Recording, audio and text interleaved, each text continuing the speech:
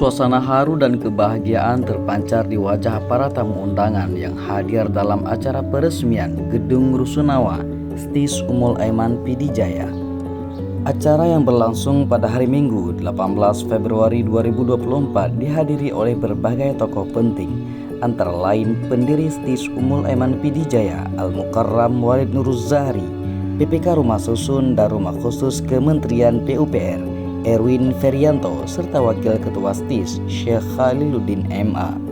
Rusunawa dibangun dengan anggaran APBN pada Direktorat Jenderal Perumahan Kementerian Pekerjaan Umum dan Perumahan Rakyat tahun 2022-2023. Peresmian Gedung Rusunawa STIS Ummul Aiman Pidijaya juga menandai langkah maju dalam penyediaan hunian yang nyaman dan aman bagi para pelajar.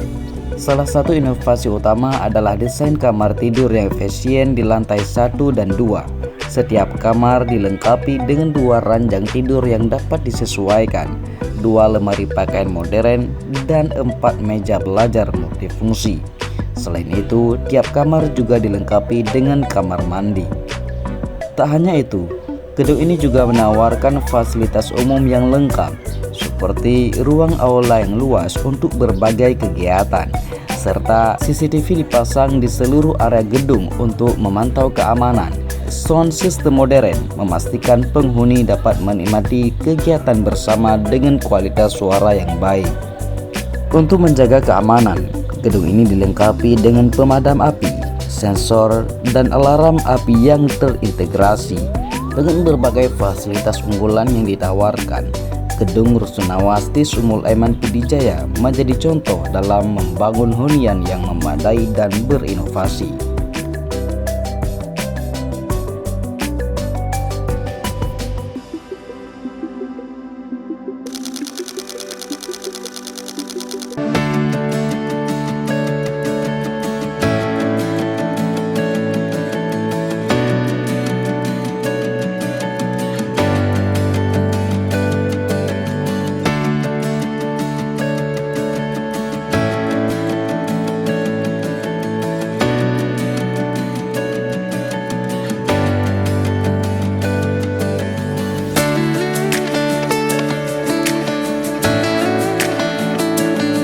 Alhamdulillahirabbil alamin, kami panjatkan dengan selesainya pembangunan rumah susun yang ada di Ummul Aiman.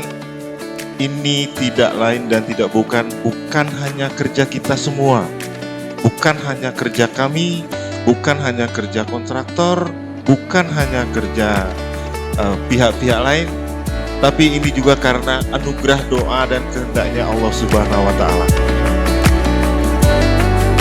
Maka dengan ini kami daripada Yayasan Ummul Aiman mengucapkan terima kasih kepada Bapak dengan kunjungan Bapak ke sini membawa rahmat kepada kami. Allah telah mentakdirkan seanugerah kepada kami, mudah-mudahan kami bisa bersyukur memanfaatkan sarana ini kepada yang tepat sasarannya, yakni untuk belajar, kegiatan belajar mengajar Ummul Aiman demi untuk terciptanya kader-kader yang unggulan.